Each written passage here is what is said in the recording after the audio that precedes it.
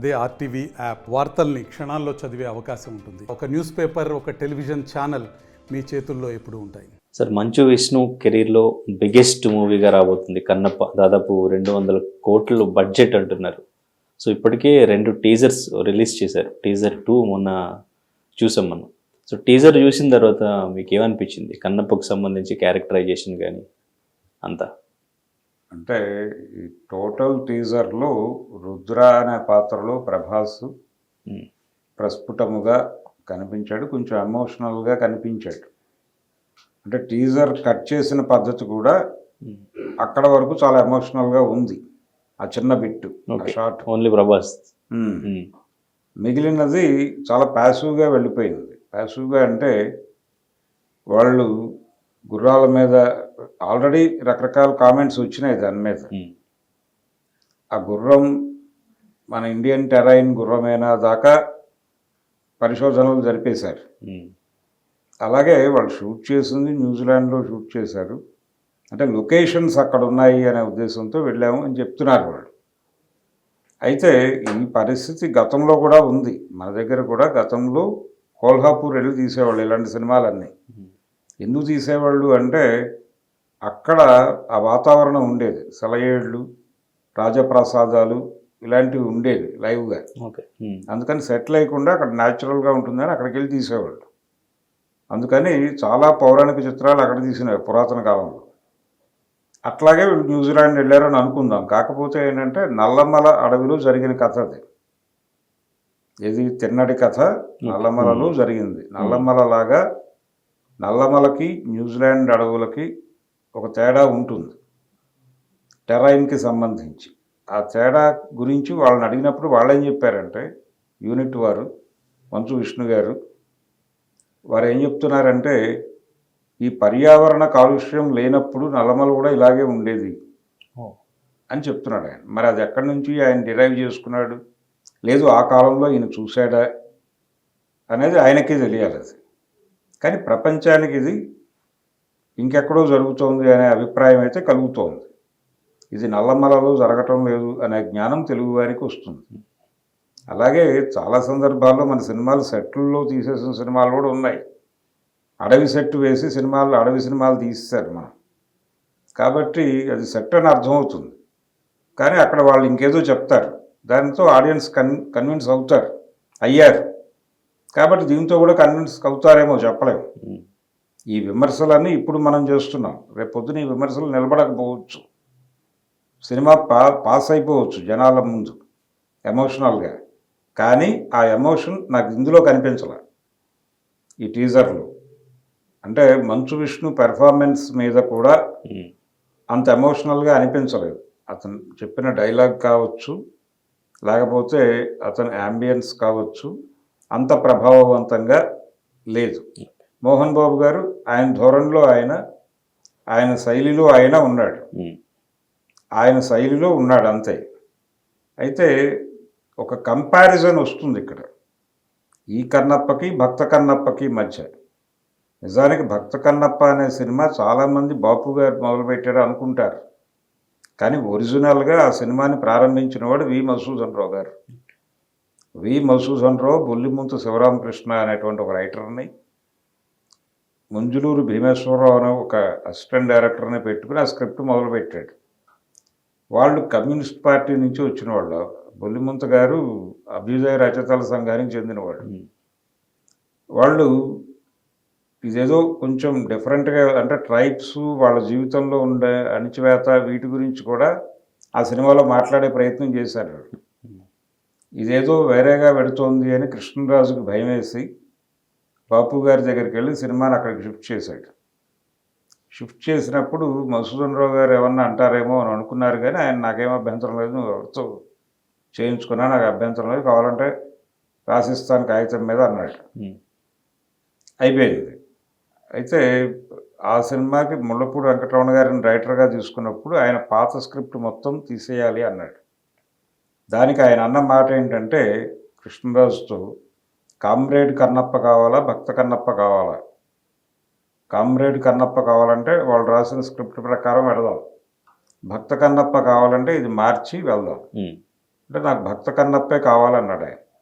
అప్పుడు టోటల్గా పాత బొల్లిముంత గారు, మధుసూదన్ రావు గారు, ముంజులూరు గారు కలిసి కూర్చుని డిజైన్ చేసిన స్క్రిప్ట్ని పక్కన పెట్టి వీళ్ళు మళ్ళీ రీరైట్ చేసుకున్నారు. వీళ్ళు ప్రామాణికంగా తీసుకున్నది కాళహస్తీశ్వర మహోత్సవే. ఇది దాని కథ. అయితే ఆ సినిమా చాలా ప్రభావవంతంగానే తీశారు. కష్టపడ్డాడు కృష్ణరాజు గారు అన్ని విధాలుగాను. ఆయన గోల్ ఒకటే, కృష్ణకి అల్లూరి సీతారామరాజు ఎలాంటి పేరు తెచ్చిందో అలాంటి పేరు తీసుకురావాలి తనకి అనుకుని ఆ లెవెల్ అటెంప్ట్ చేశాడు. అది ఆ ఫలితాన్ని ఇచ్చింది ఆయనకి ఆ రోజున.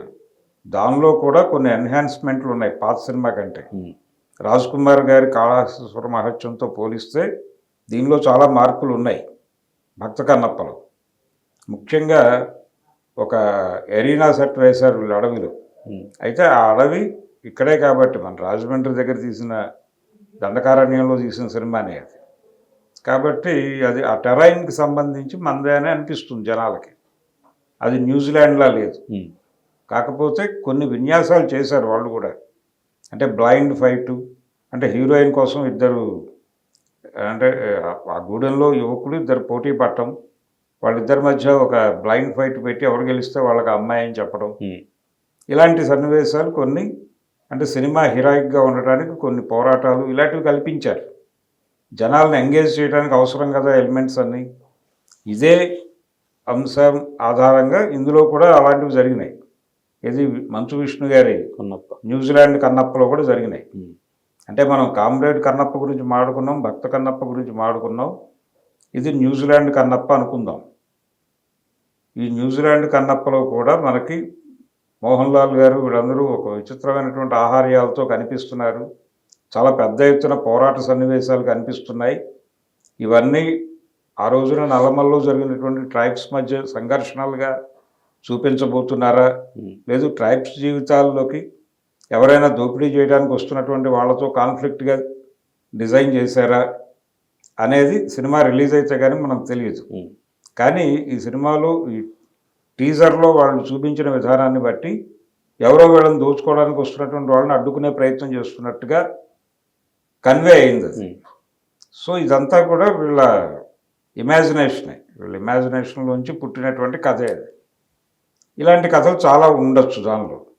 అయితే అవన్నీ ఈ టైంలో జరిగినాయా ఆ టైంలో జరిగినాయా, దీనికి హిస్టారికల్ రెలవెన్స్ ఏమిటి అనే దానిలోకి వెళ్తే అది స్పిరిచువల్ హిస్టారికల్ ఫిక్షన్గా డిజైన్ చేస్తున్నారు అది. అందుకని చాలా కంటెంట్ పాత సినిమాలో ఉన్నట్టుగా ఉండకపోవచ్చు.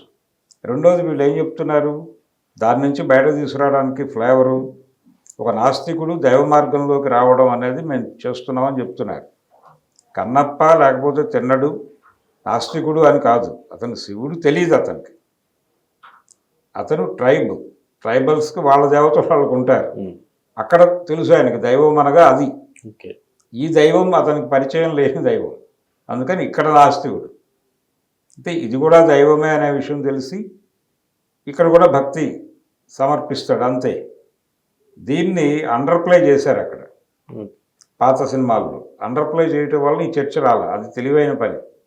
వీళ్ళు అక్కడ అండర్ప్లే చేశారు కాబట్టి దాన్నే మెయిన్ చేసేస్తే ఆ సినిమాకి ఈ సినిమాకి తేడా వస్తుంది కదా అనుకుని చేశారు. ఇది ఎలా వర్కౌట్ అవుతుంది అనేది చూడాలి. రెండోది, ఆల్రెడీ ఈ లైన్తో మంజునాథ లాంటి సినిమాలు చూసేస్తున్నారు జనాలు. వాళ్ళని అంతకంటే గొప్పగా కన్విన్స్ చేసేటువంటి సన్నివేశ కల్పన ఏమైనా ఉందా అనేది చూడాలి ఈ సినిమాలో. కాబట్టి ఇంత ఉంది ఈ సినిమా చుట్టూ. ఇన్ని విషయాలని తడుముతూ ఇన్ని విషయాలు గుర్తు చేసేదిగా టీజర్ ఉంది. పెర్ఫార్మెన్స్ వైజ్గా ప్రభాస్ ప్రభావవంతంగా కనిపించాడు. మోహన్ బాబు గారు లాగానే కనిపించాడు. ఆయనదైన పద్ధతిలో ఆయన కనిపించాడు. అది ఆడియన్స్ మీద ఆ ముద్ర వేసే అవకాశం అయితే ఉంది ఖచ్చితంగా మోహన్ బాబు. విష్ణు గారి దగ్గరికి వచ్చేసరికి ఆయన కన్విన్సింగ్గా అనిపించలేదు. మేబీ అది మనం అలవాటు పడి ఉండటం వలన కావచ్చు, ఆయన ఇతర పాత్రల్లో చూసి అలవాటు పడటం వలన కావచ్చు, లేకపోతే మనం గతంలో చూసినటువంటి కన్నప్పలా ఇతను లేడేమో అనే ఉద్దేశంతో కావచ్చు. అతను ఆహార్యం కూడా, అతను ఒక చిన్న బనీన్ లాంటిది ఏదో వేశాడు, అది కూడా ఆ రోజుల్లో ఉందా లేదా అనేది డౌట్. ఇలా 100 సందేహాలు కలిగించేదిగా ఉందా టీజర్. ఏది ఏమైనప్పటికీ వాళ్ళైతే సినిమా చాలా జెన్యూన్గా చేశాము, మేము ఆర్గానిక్గా చేసాము, ఇలా చాలా చెప్తున్నారు. అది సినిమా రిలీజ్ అయిన తర్వాత మాట్లాడుకుందాం మనం. టీజర్ మీద అయితే నాది మిక్స్డ్ ఒపీనియన్. Okay sir. అంటే ఫైనల్లీ సార్, అది ప్రభాస్ ఇప్పుడు బ్యాక్ టు బ్యాక్ మూవీస్ చేస్తున్నారు. సో ఆయన ఈ టైంలో కెరీర్ పీక్స్లో చాలా బిజీ ఉన్న టైంలో ఇక్కడ ఈ రోల్ చేయడానికి అంటే ఎవరిదైనా రిక్వెస్ట్ అంటారా, లేదంటే ఆయన ఇంట్రెస్ట్ అంటారా? అంటే యాక్చువల్గా ఈ కన్నప్ప సినిమా చేద్దామని ఇద్దరు ప్రముఖులు ప్రయత్నం చేశారు ఈ మధ్య. ఒకటేమో మిథునం సినిమా తర్వాత కన్నప్ప చేయాలని ఉంది నాకు అని తనికెళ్ళ భరణి గారు చెప్పారు, సునీల్ హీరోగా కన్నప్ప ఏమిటి అని చాలామంది క్రిటిసైజ్ చేశారు ఆయన్ని. ఫైనల్గా ఆయన ఆగాడు. చాలామంది భక్త కన్నప్ప అభిమానులు ఆయనకు ఉత్తరాలు రాశారు నేరుగా, సునీల్తో చేయకండి సినిమా, ఇంకేదైనా ప్రయత్నం చేయండి అని. సరే, ఆయనకు ఒక పర్స్పెక్టివ్ ఉంది, ఆయన ఆ దూరంలో చేయాలనుకున్నాడు, ఆగిపోయింది అది. అదే కథను వీళ్ళు అడాప్ట్ చేసుకున్నారు అని చాలామంది అనుకున్నారు. కానీ మంచు విష్ణు గారే కథ డిజైనరు అని ఇప్పుడు ప్రకటిస్తున్నారు. ఈ కథ మంచు విష్ణునే, ఈ పాత పురాణాలను ఆధారం చేసుకుని ఈయన కథని రాసుకున్నాడు, ఆ రాసుకున్న కథే ఎగ్జిక్యూషన్ జరుగుతోంది ఇప్పుడని చెప్తున్నారు. సో ఇది తనికెళ్ళ భరణి గారి కన్నప్ప కాదు, ఇది టోటల్గా మంచు విష్ణు గారి కన్నప్పే. వారే స్క్రిప్ట్ రైటర్ కాబట్టి ఇది ఒక చరిత్ర. ఏం జరిగినా క్రెడిట్ మంచు విష్ణు గారికి ఇవ్వాలి. ఒకటి. రెండోది, తనికెళ్ళ భరణి గారు అలాగనుకున్నారు, కృష్ణరాజు గారు కూడా అనుకున్నాడు. ఆయన కెరియర్లో అది ఒక బెస్ట్ మూవీ. అంటే కృష్ణకి సీతారామరాజు ఎలాగో ఈయనకు ఒక ఐకానిక్ మూవీ అది కృష్ణరాజు గారి సినిమా జీవితంలో.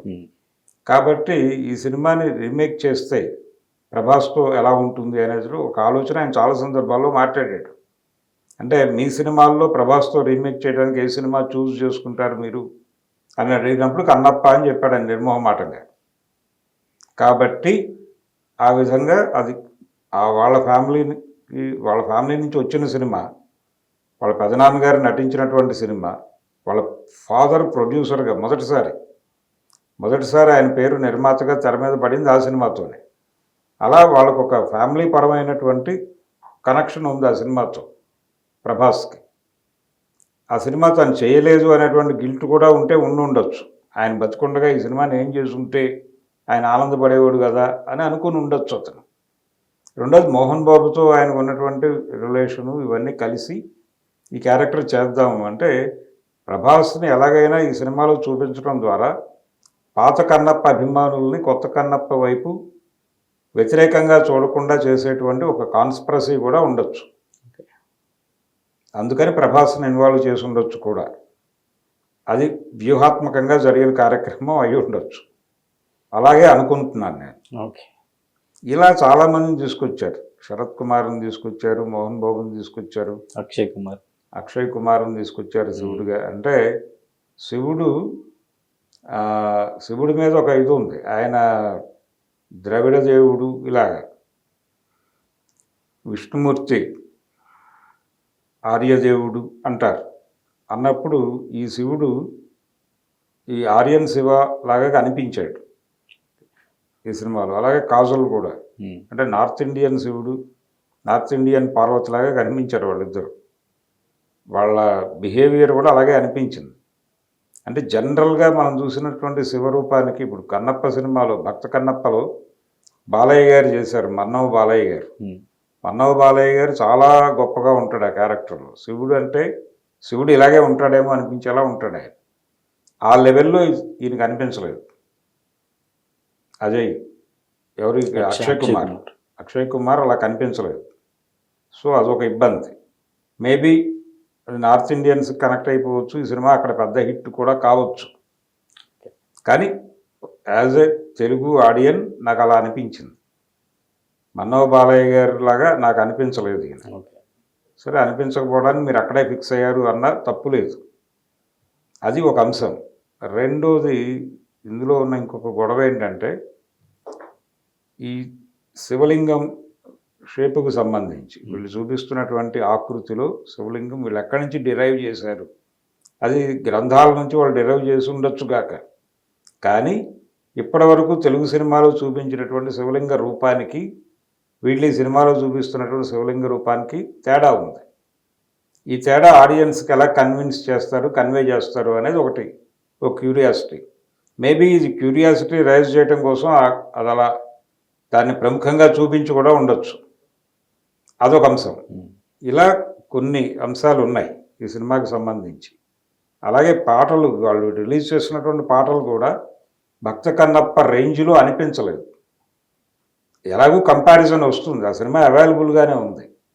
ఇప్పుడు కృష్ణ గారి దేవదాసు రిలీజ్ అయినప్పుడు అక్కినేని నాగేశ్వరరావు గారు పాత దేవదాసు హక్కులు కొని ప్రింట్లు వేసి రిలీజ్ చేశాడు. కంపారిజన్ వచ్చి సినిమా దెబ్బతింది. ఏది కృష్ణ గారి దేవదాసు. అలా ఎవరో ప్రత్యేకంగా శ్రద్ధ వహించి ప్రింట్లు వేసి రిలీజ్ చేయక్కర్లా. ఇప్పుడు ఆ కంటెంట్ ఇంటర్నెట్లో అవైలబుల్గా ఉంది. ఈ పాటికి వందలాది వేలాది మంది చూసుంటారు. అది చూసి ఈ సినిమా చూడటానికి ప్రిపేర్ అవుతున్నారు. ఈ కంపారిజన్తో ఆ సినిమా సస్టైన్ అవుతుందా అనేది ఒక డౌట్. ఇన్ని సందేహాల మధ్య కన్నప్ప టీజర్ నడిచింది. మరిన్ని వీడియోస్ కోసం ఛానల్ ని సబ్స్క్రైబ్ చేయండి. లేటెస్ట్ అప్డేట్స్ కోసం వాట్సాప్ ఛానల్ ని ఫాలో అవ్వండి. ఆ లింక్ డిస్క్రిప్షన్ లో ఉంది.